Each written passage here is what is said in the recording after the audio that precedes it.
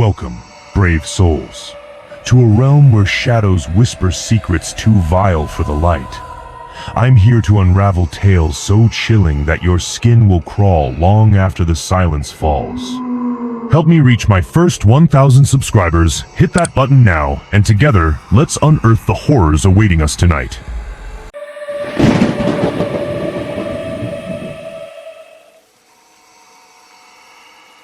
I'm Jenna Lawson, a paramedic who's been running on empty for too long. Tonight, I'm supposed to catch a late-night flight from Montreal to Ottawa for a conference. I'm hoping to sneak in a quick nap before the chaos of tomorrow. As I board, the plane feels eerily quiet, almost deserted. I could swear I was one of the last to get on, but then I spot a toddler staring at me from a few rows back. It's strange, but kids can be unpredictable, right? I watch as he giggles and disappears down the aisle. I settle into my seat, trying to shake off the odd feeling. The plane takes off, and I close my eyes, hoping sleep will come quickly. As I drift off, the sound of that toddler's laughter echoes softly around me, even though there's no one nearby. It's faint, but it lingers in my mind as I finally succumb to exhaustion. I wake up to a pitch-black cabin, the kind of darkness that feels suffocating. The plane is eerily quiet, no hum of engines, no murmur of passengers, just silence.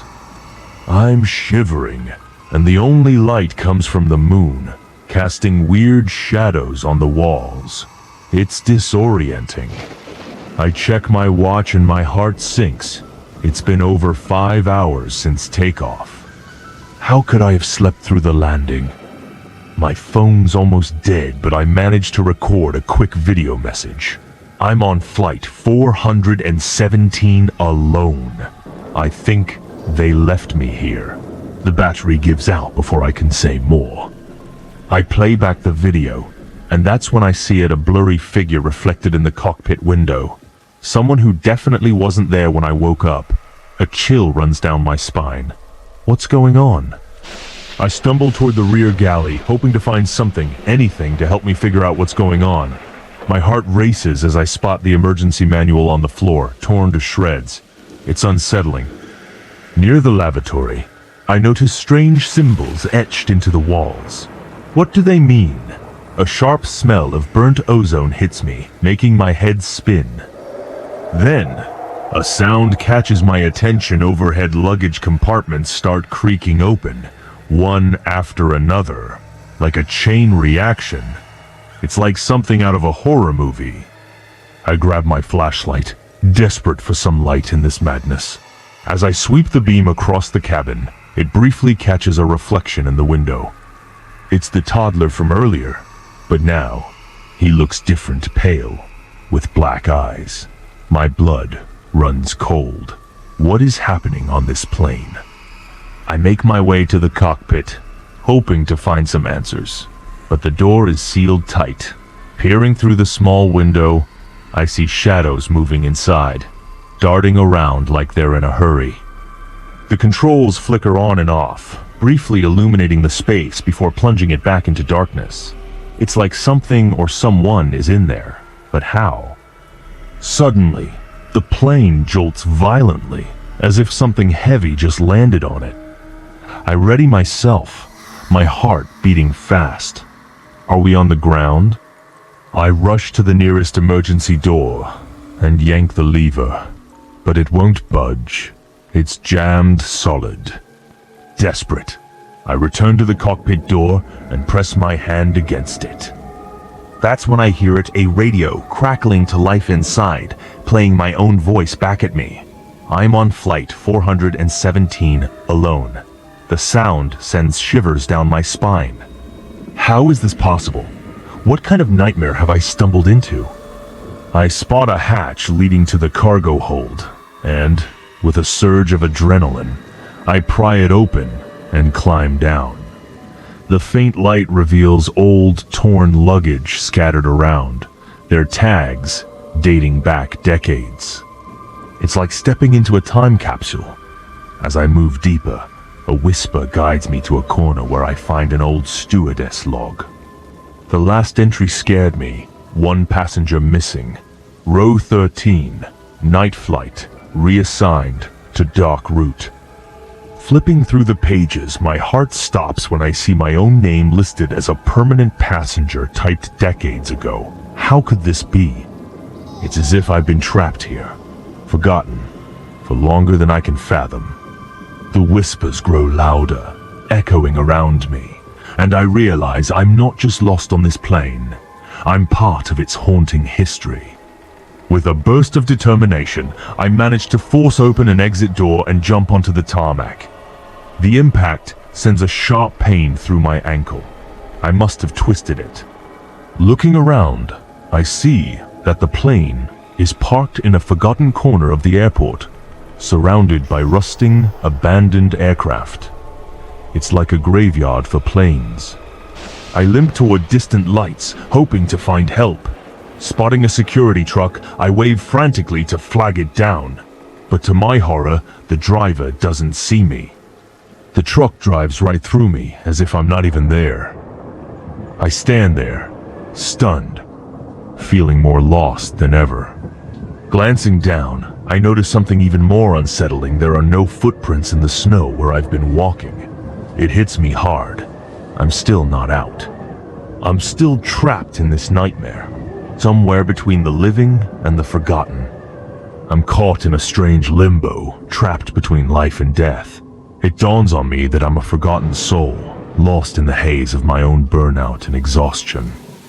Flashes of the real world pierce through my sister crying, doctors pronouncing time of death. It's like watching a movie I can't control. But there's a flicker of resistance within me. I remember the toddler from the plane, my niece, who died years ago in a car crash. Suddenly, she appears, her presence comforting yet haunting. She guides me to the emergency raft locker, and there, I find a flare gun. Without hesitation, I grab it and fire it into the sky. The flare bursts into brilliant light, cutting through the darkness.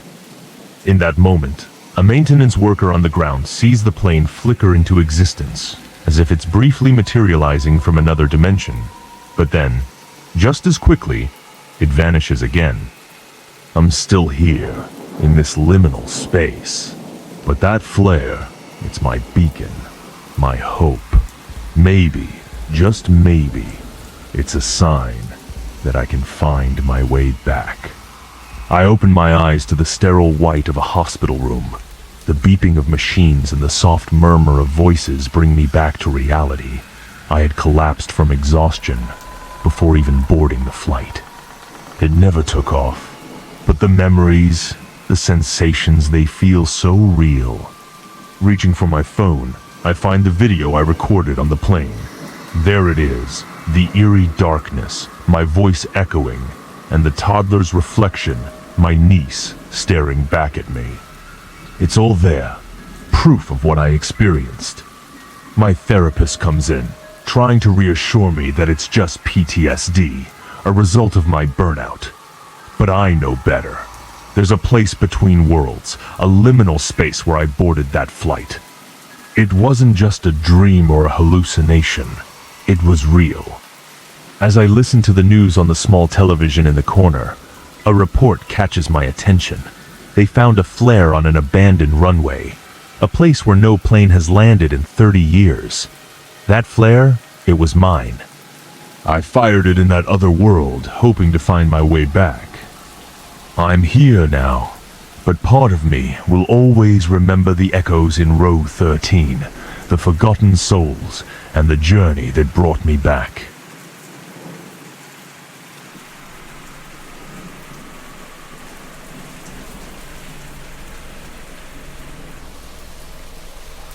I never expected a simple trip to the mall would turn my world upside down.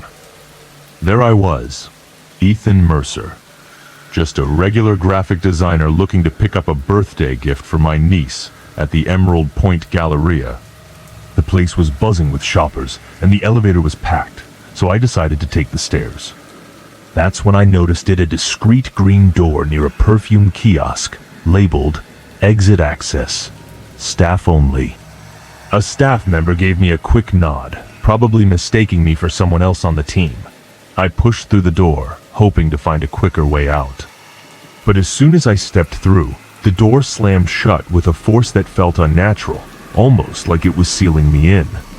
When I tried to open it again, there was no handle, just a solid slab of metal and an eerie silence on the other side. The emergency lights flickered once before, settling into a steady, unsettling red glow. That's when I realized I wasn't just taking a shortcut. I was stepping into something far beyond the ordinary hustle of the mall. Little did I know, this was just the beginning of a journey that would challenge everything I thought I knew about reality.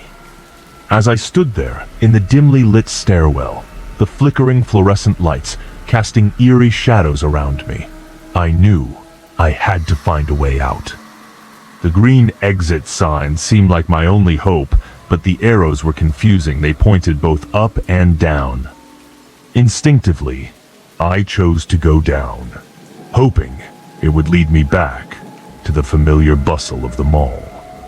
After descending several flights, I reached a door and pushed it open, expecting to find a way out. Instead, I stepped into a narrow hallway lined with storage rooms, the air cold and silent. The atmosphere was unsettling, and as I pulled out my phone to check my location, I realized there was no Wi-Fi or signal.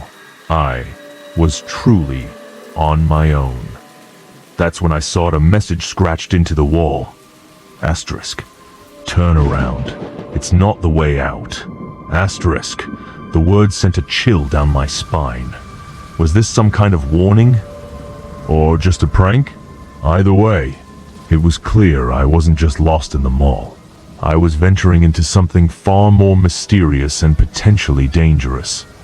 As I ventured deeper into the basement levels of the mall, the air grew colder and the silence more oppressive. These areas were supposedly sealed off after a fire years ago, yet here I was, exploring old retail storage spaces that felt abandoned and forgotten. That's when I started hearing them faint whispers and the soft echo of footsteps behind me. Every time I turned around, though, there was no one there. It was unnerving, like being followed by ghosts. Determined to find a way out, I kept moving forward until I stumbled upon a staff map pinned to a wall. It was scribbled with panicked notes, warnings about getting lost and never finding the way back. My heart sank as I realized just how deep I might be in this labyrinth. Then, something caught my eye, a security badge lying on the floor. I picked it up and read the name. It belonged to someone who had been declared missing back in 2009. The realization hit me hard. This place wasn't just abandoned, it was haunted by the past. And now, it seemed, I was part of its mysterious, unsettling story. Desperation led me to a locked custodial room. With no other options, I used a crowbar I found lying around to break in. Inside, it was like stepping into someone's makeshift shelter. There were cans of food, a worn mattress, and most intriguingly, a journal. It belonged to a former janitor, and as I flipped through the pages, the entry started off mundane, but soon spiraled into something far more disturbing. At first, the janitor wrote about routine tasks and minor complaints, but as I read on, the tone shifted. He mentioned shadows that seemed to follow him, and people who he believed got stuck between the walls. It was chilling, and the more I read, the more I realized I wasn't the first to be trapped down here. The final entry sent a shiver down my spine. Asterisk. It watches through the emergency cameras. If the lights blink twice, it's already seen you. Asterisk. I glanced around, half expecting to see those cameras staring back at me. This place wasn't just a forgotten part of the mall. It was a trap, and now, I felt like I was being watched, hunted even, by whatever or whoever had ensnared the janitor before me. The deeper I went into the labyrinth, the more the darkness seemed to close in around me. The regular lighting failed completely, leaving only the eerie glow of red emergency beacons to guide my way. Driven by desperation, I kept descending, hoping against hope to find an exit. But no matter how far I went, I found myself back at the same locked door, as if the corridors were playing a cruel trick on me. It was disorienting, like being caught in a never-ending loop. And then, I saw them shadows moving across the walls, but there was no light source to cast them. It was as if the darkness itself was alive, watching me. In a moment of panic, I checked my watch, only to find it had stopped. Time itself seemed to have frozen in this place. The realization hit me hard. I wasn't just lost. I was trapped in a nightmare where the rules of reality didn't apply. I needed to find a way out, but first, I had to catch my breath and gather my wits.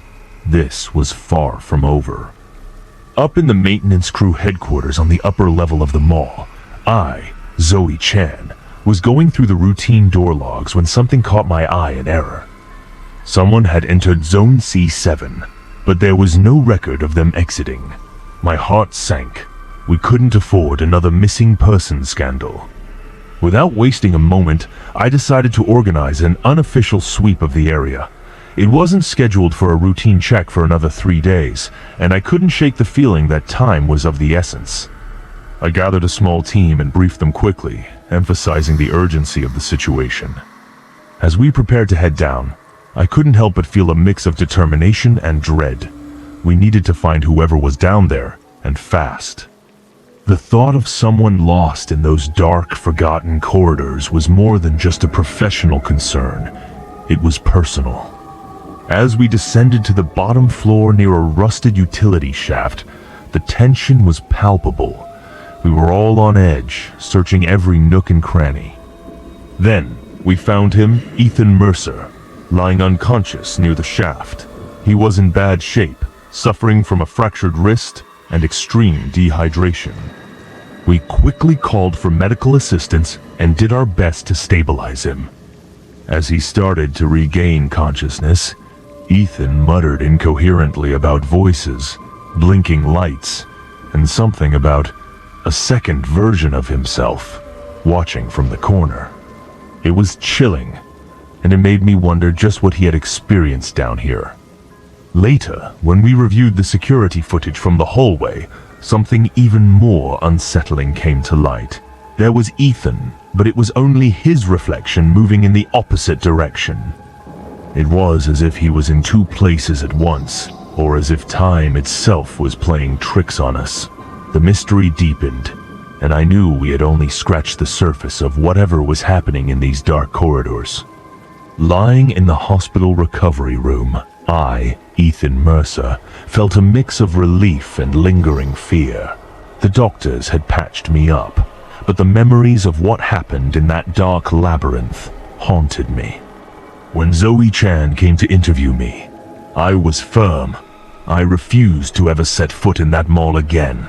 The experience had shaken me to my core. As I tried to make sense of it all, I started drawing diagrams of the stairwell and corridors I had navigated. But no matter how I sketched them, none of my drawings matched the official schematics of the mall. It was as if I had been in a different world down there, a place that defied logic and reality. Zoe, determined to get to the bottom of this, demanded an internal investigation. But to her frustration, her request was buried under bureaucratic red tape. It seemed like the mall management wanted to sweep the whole incident under the rug. Days later, something even more unsettling happened. Zoe received a message on her personal phone, a photo of me, standing in the hallway of the mall, time-stamped 4 hours before I had even entered. It was impossible, yet there it was. Undeniable proof that something inexplicable had occurred. The mystery deepened, and I knew that the whispers in the fire exit were far from over.